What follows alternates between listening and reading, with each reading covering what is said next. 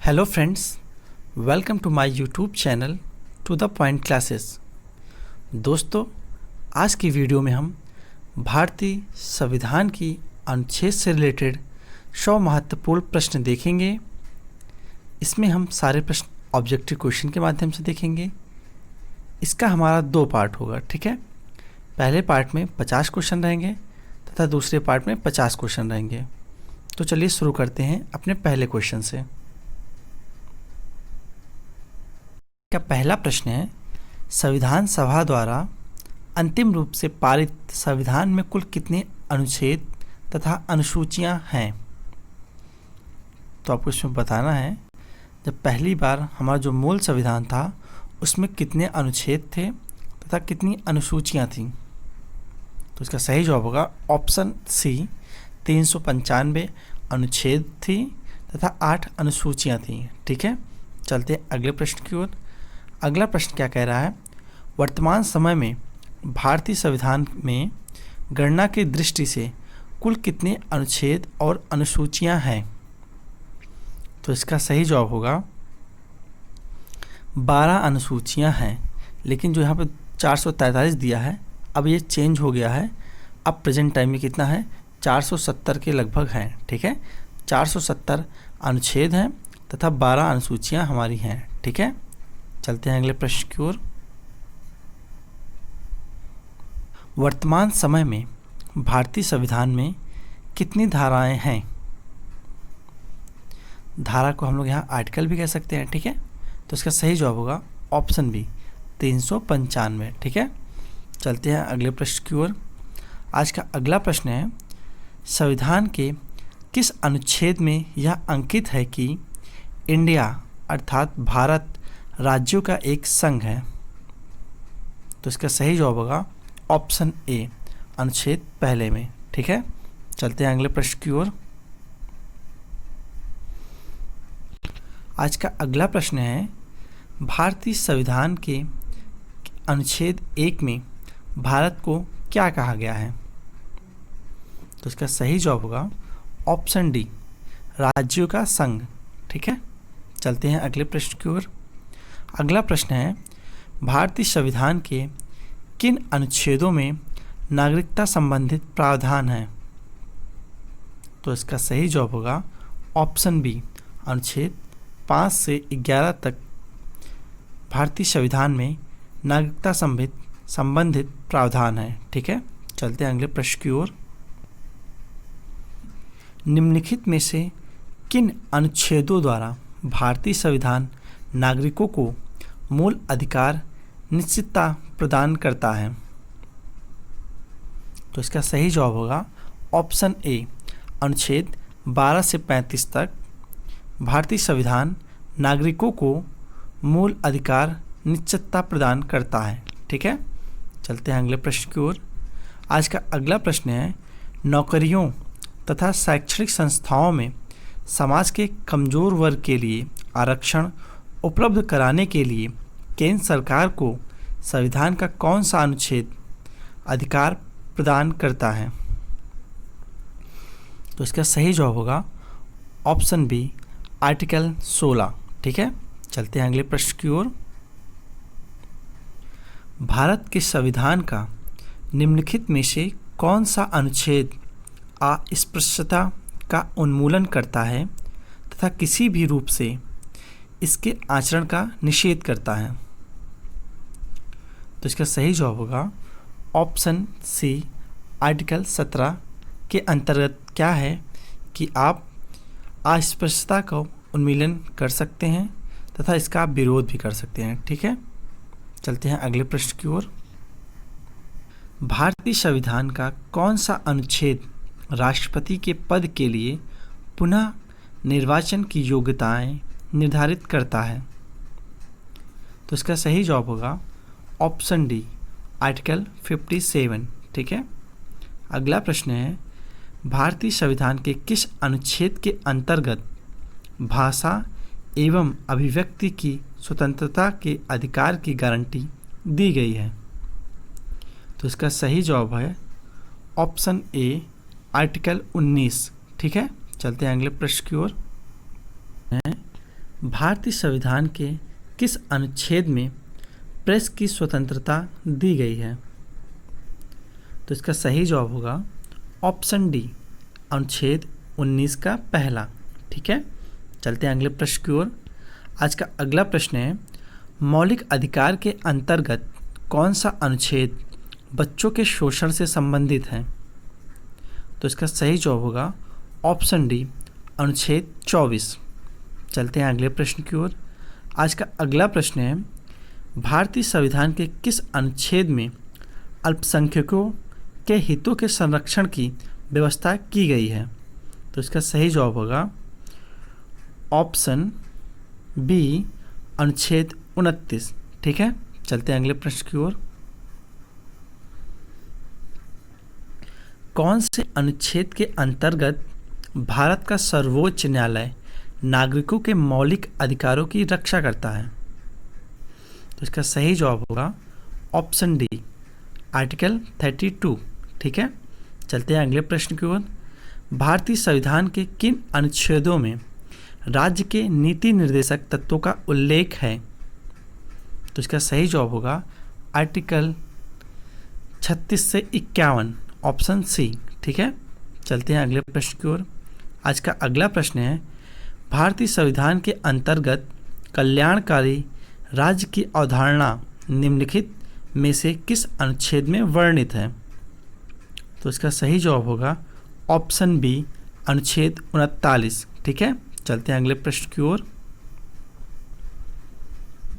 भारतीय संविधान का कौन सा अनुच्छेद राज्य सरकारों को ग्राम पंचायत के गठन का निर्देश देता है? तो इसका सही जवाब होगा ऑप्शन डी, आर्टिकल 40। ठीक है, चलते हैं अगले प्रश्न की ओर। 42वें संविधान संशोधन द्वारा संविधान के किस अनुच्छेद में मौलिक कर्तव्यों को जोड़ा गया था? क्वेश्चन कह रहा है, 42वें संविधान संशोधन द्वारा किस अनुच्छेद में मौलिक कर्तव्यों को जोड़ा गया था? तो इसका सही जवाब होगा ऑप्शन बी, आर्टिकल 51A में। ठीक है, अगला प्रश्न है, भारतीय संविधान के किस अनुच्छेद में मौलिक कर्तव्यों की चर्चा की गई है? तो इसका भी सही जवाब होगा ऑप्शन बी, आर्टिकल 51A में। ठीक है, चलते हैं अगले प्रश्न की ओर। संघ की कार्यपालिका शक्ति राष्ट्रपति में निहित होगी, जिसका प्रयोग वह स्वयं या अपने अधीनस्थ अधिकारियों के द्वारा करेगा। यह किस आर्टिकल में कहा गया है? तो इसका सही जवाब होगा ऑप्शन सी, आर्टिकल 53। ठीक है, चलते हैं अगले प्रश्न की ओर। आज का अगला प्रश्न है, भारत के संविधान के किस अनुच्छेद के अंतर्गत भारत के राष्ट्रपति पर महाभियोग चलाया जा सकता है? तो इसका सही जवाब होगा ऑप्शन ए, आर्टिकल 61। ठीक है, चलते हैं अगले प्रश्न की ओर। अगला प्रश्न है, संविधान के किस अनुच्छेद में उपराष्ट्रपति पद का प्रावधान किया गया है? तो इसका सही जवाब होगा ऑप्शन सी, आर्टिकल 63। चलते हैं अगले प्रश्न की ओर। संविधान के किस अनुच्छेद के अंतर्गत मंत्रीगण सामूहिक रूप से लोकसभा के प्रति उत्तरदायी हैं? तो इसका सही जवाब होगा ऑप्शन सी, आर्टिकल 75। चलते हैं अगले प्रश्न की ओर। संविधान का कौन सा अनुच्छेद मंत्रिपरिषद के गठन के बारे में आधारभूत नियम निर्धारित करता है? तो इसका भी सही जवाब होगा ऑप्शन 3, अनुच्छेद 75। चलते हैं अगले प्रश्न की ओर। आज का अगला प्रश्न है, भारत के महान्यायवादी की नियुक्ति से संबंधित अनुच्छेद कौन सा है? तो इसका सही जवाब होगा ऑप्शन सी, आर्टिकल 76। चलते हैं अगले प्रश्न की ओर। अगला प्रश्न है, कौन सा अनुच्छेद संसद के 2 अधिवेशनों के बीच 6 माह के अंतराल की अनिवार्यता का उल्लेख करता है? तो इसका सही जवाब हो जाएगा ऑप्शन डी, आर्टिकल 85। चलते हैं अगले प्रश्न की ओर। अगला प्रश्न है, राष्ट्रपति संविधान के किस अनुच्छेद के अंतर्गत लोकसभा को भंग कर सकता है? तो इसका सही जवाब होगा ऑप्शन ए, आर्टिकल 85। चलते हैं अगले प्रश्न की ओर। संविधान के किस अनुच्छेद द्वारा संसद की संयुक्त बैठक का प्रावधान किया गया है? तो इसका सही जवाब होगा ऑप्शन बी, अनुच्छेद 108। चलते हैं अगले प्रश्न की ओर। लोकसभा एवं राज्यसभा के संयुक्त अधिवेशन के विषय में प्रावधान संविधान के किस अनुच्छेद में किया गया है? तो इसका भी सही जवाब होगा ऑप्शन बी, आर्टिकल 108। ठीक है, चलते हैं अगले प्रश्न की ओर। आज का अगला प्रश्न है, संविधान के किस अनुच्छेद में धन विधेयक की परिभाषा दी गई है? तो इसका सही जवाब होगा ऑप्शन सी, आर्टिकल 110। चलते हैं अगले प्रश्न की ओर। संविधान के किस अनुच्छेद में सर्वोच्च न्यायालय के न्यायाधीश पर महाभियोग चलाए जाने का प्रावधान है? तो इसका सही जवाब होगा ऑप्शन सी, आर्टिकल 124। चलते हैं अगले प्रश्न की ओर। आज का अगला प्रश्न है, राष्ट्रपति सर्वोच्च न्यायालय में संविधान के किस अनुच्छेद के अंतर्गत परामर्श ले सकता है? तो इसका सही जवाब होगा ऑप्शन डी, आर्टिकल 143। चलते हैं अगले प्रश्न की ओर। आज का अगला प्रश्न है, सर्वोच्च न्यायालय अपने द्वारा सुनाए गए किसी निर्णय या आदेश का पुनरावलोकन कर सकता है? यह व्यवस्था संविधान के किस अनुच्छेद में उपबंधित है? तो इसका सही जवाब होगा आर्टिकल 137, ऑप्शन सी।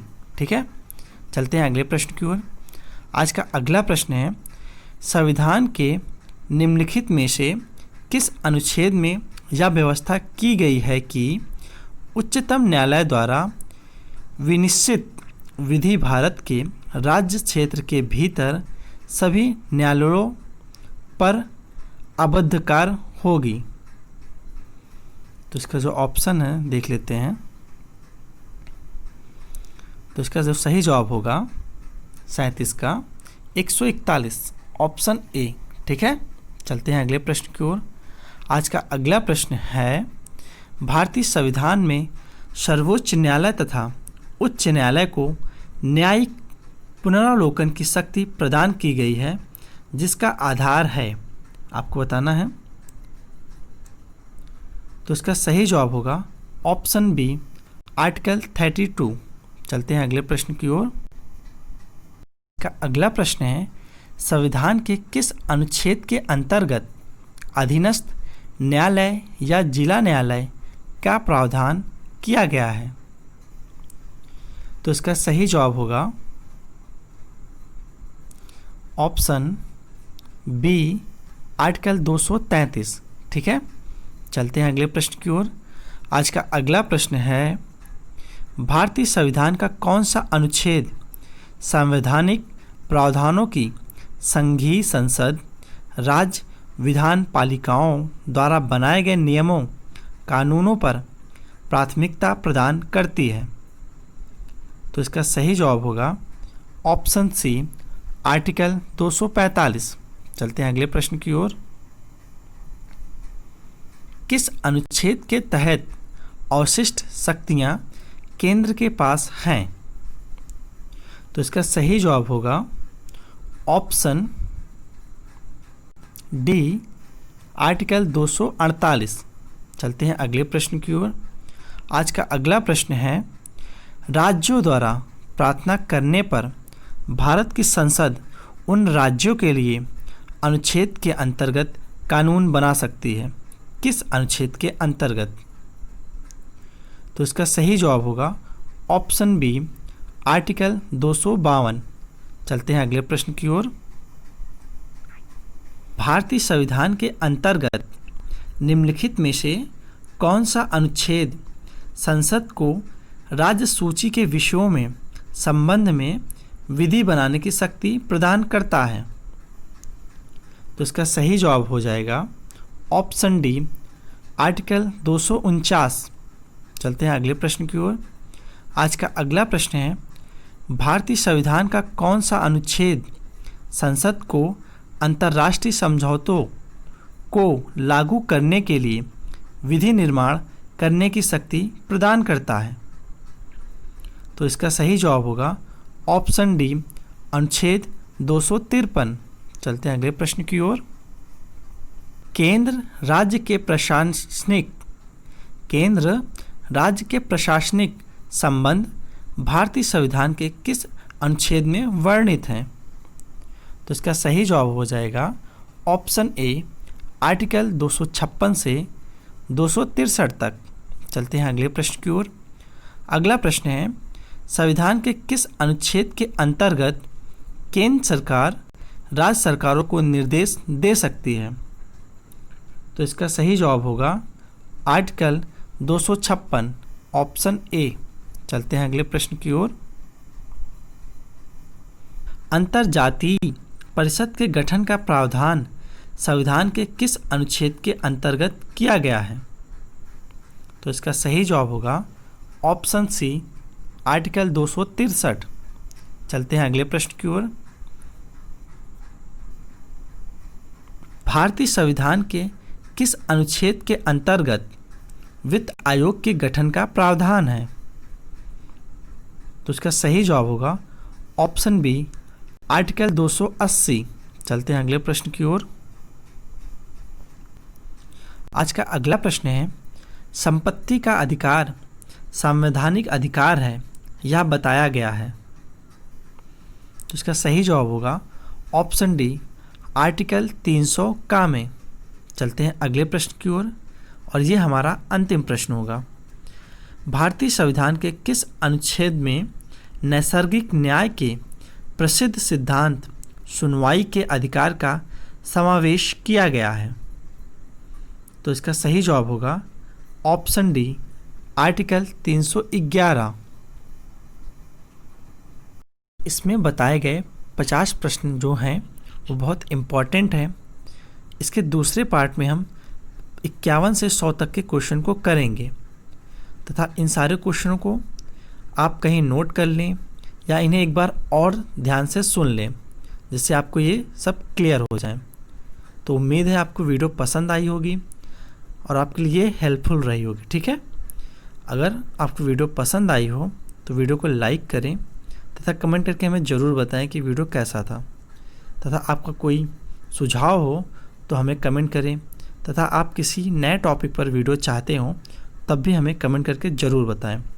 तथा जो लोग नए आए हैं वो चैनल को ज़रूर सब्सक्राइब करें तथा अपने दोस्तों में उसे शेयर करें। धन्यवाद।